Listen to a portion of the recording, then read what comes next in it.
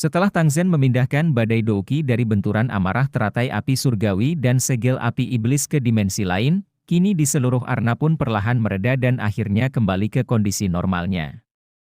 Menurut pemahamannya, Tang Zen jelas mengerti bahwa segel api iblis tidak akan mampu menimbulkan badai Douqi sebesar ini. Oleh sebab itu, dia menyimpulkan bahwa semua ini pasti terjadi karena teratai api misterius yang diciptakan oleh Xiao Yan. Kemampuan yang ditunjukkan oleh Xiao Yan ini secara alami membuat Tang Zen merasa semakin kagum. Bahkan lembah api pembakaran yang sudah mengendalikan api surgawi 9 naga petir selama bertahun-tahun tidak dapat mencapai tahap seperti itu.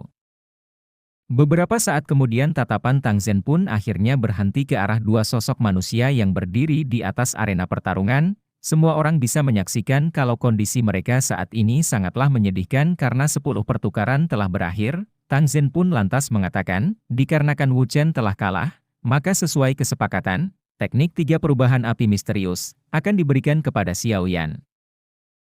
Setelah Tang Zen mengumumkan bahwa Xiao Yan secara resmi memenangkan pertarungan, perasaan lega pun dengan cepat memenuhi hati Xiao Yan, sebuah kegembiraan yang sulit disembunyikan pun tampak jelas di wajahnya. Sesaat kemudian, dia pun menangkupkan kedua tangannya ke arah Tang Zen sembari mengucapkan, "Terima kasih."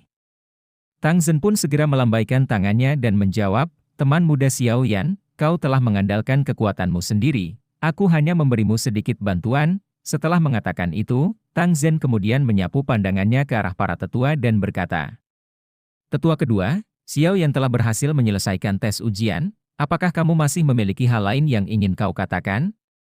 Tetua kedua pun hanya bisa tertawa pahit dan berkata, "Karena Xiao Yan telah lulus ujianku, sesuai dengan perjanjian, aku tidak akan ikut campur lagi dengan masalah ini."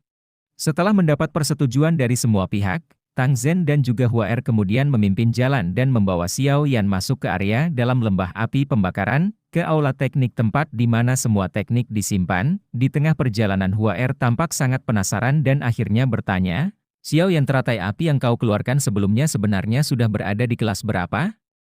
Mengapa kekuatannya begitu menakutkan?" Xiao Yan perlahan tersenyum dan menjawab, "Teratai api itu adalah sesuatu yang aku ciptakan dari api surgawi, meskipun kekuatan daya hancur yang dihasilkan sangat kuat, tapi teknik ini benar-benar menguras energi ketika digunakan." Tentu saja Xiao Yan tidak ingin mengungkapkan terlalu banyak tentang teknik ini kepada orang luar, walau ia memiliki kesan yang cukup baik terhadap Tang Zen dan juga Hua Er. Singkat cerita, mereka akhirnya tiba di depan sebuah bangunan yang sangat megah. Xiao Yan bisa melihat sebuah gerbang bertuliskan aula teknik di bangunan tersebut.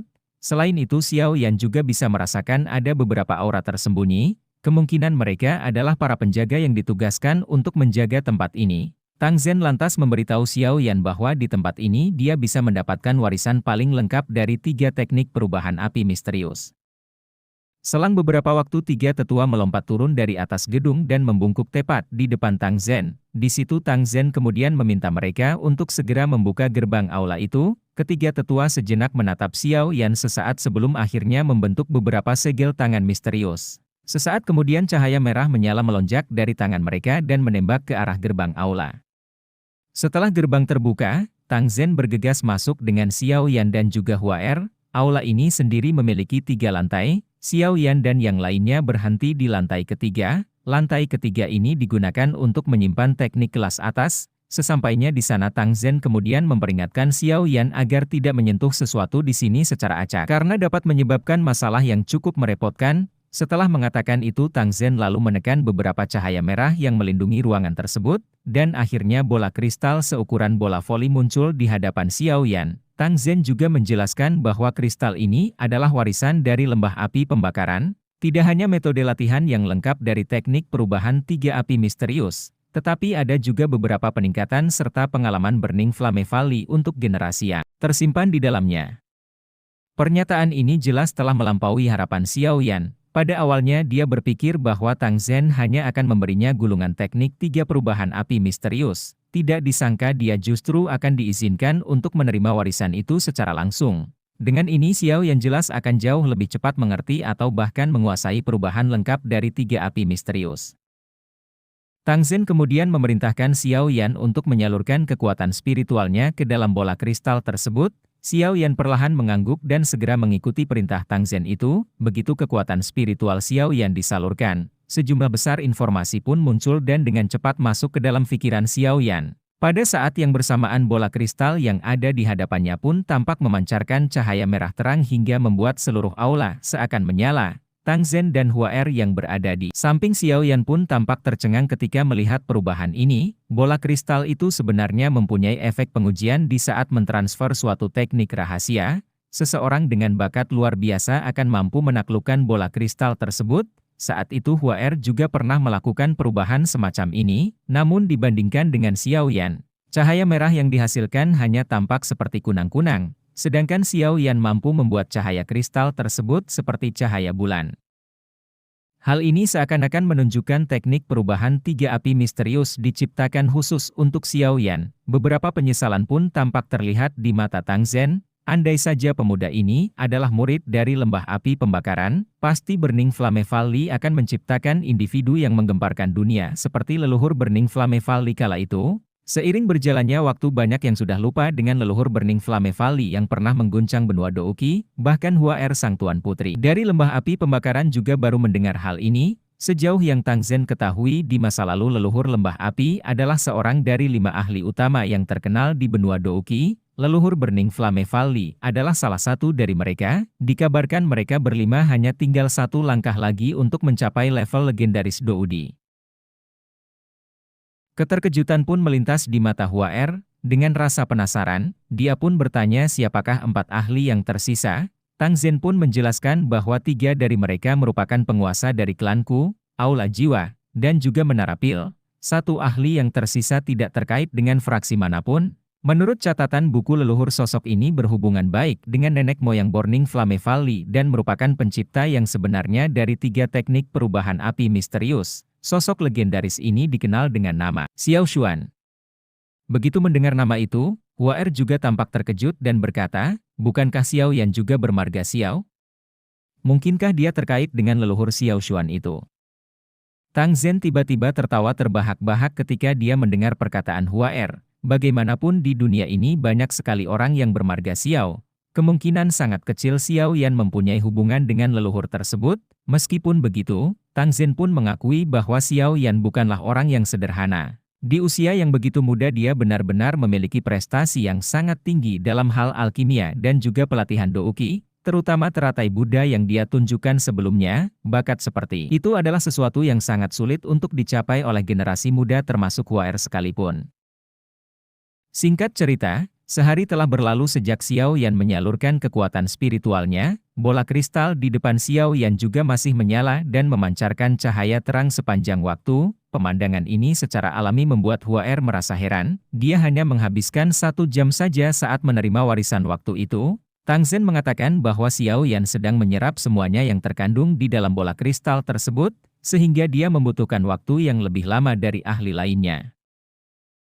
Beberapa saat kemudian, kedua mata Xiao Yan perlahan terbuka. Dengan perasaan puas dia menyapu pandangannya ke arah Tang Zhen dan berkata, Ketua Lembah, terima kasih atas pemberianmu ini. Xiao Yan jelas mengerti bahwa warisan ini memiliki manfaat yang luar biasa baginya, bukan hanya bentuk pertama. Xiao Yan juga berhasil mendapatkan perubahan kedua dan juga ketiga dari ketiga perubahan api misterius. Dengan ini, mode bertarung Xiao Yan pasti meningkat secara signifikan.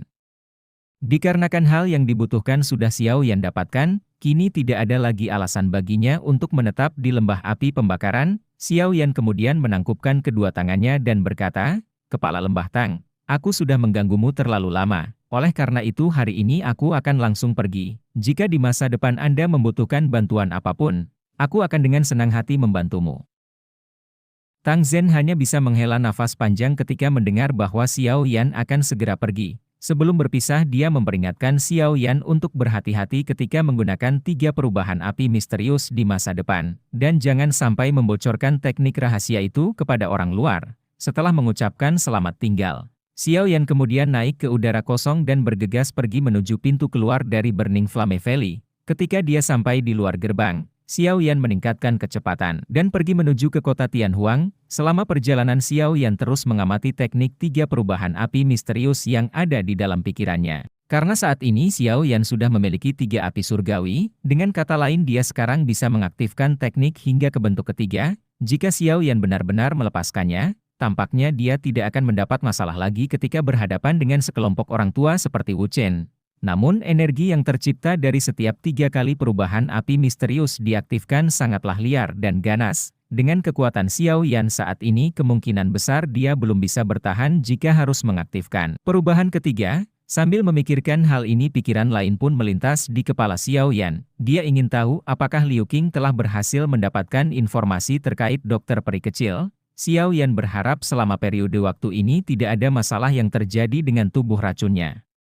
Setelah perjalanan panjang Xiao Yan akhirnya tiba di kota Tianhuang. Untuk mempersingkat waktu Xiao Yan segera pergi ke kediaman klan Liu untuk bertemu Liu Qing dan yang lainnya. Ketika dia sampai di halaman depan para penjaga yang bertugas segera melangkah maju saat melihat Xiao Yan. Dengan penuh hormat mereka kemudian bertanya, "Apakah Anda Tuan Muda Yan Xiao?" Adegan ini jelas membuat Xiao Yan cukup terkejut. Sepertinya kabar klan Liu memiliki hubungan dengan seorang alkemis tingkat 7 telah membuat gempar di seluruh penjuru kota. Setelah konfirmasi identitasnya, Xiao Yan kemudian diarahkan ke aula tempat berkumpulnya semua orang. Begitu Xiao Yan masuk ke dalam, Liu Qing pun sontak dipenuhi dengan kegembiraan dan berkata, "Xiao Yan, kamu akhirnya kembali. Aku pikir sesuatu telah terjadi ketika Anda berada di lembah api pembakaran." Xiao Yan perlahan tersenyum dan berkata bahwa dia baik-baik saja, hanya saja ia membutuhkan waktu lebih lama untuk memperbaiki pil obat di lembah tersebut.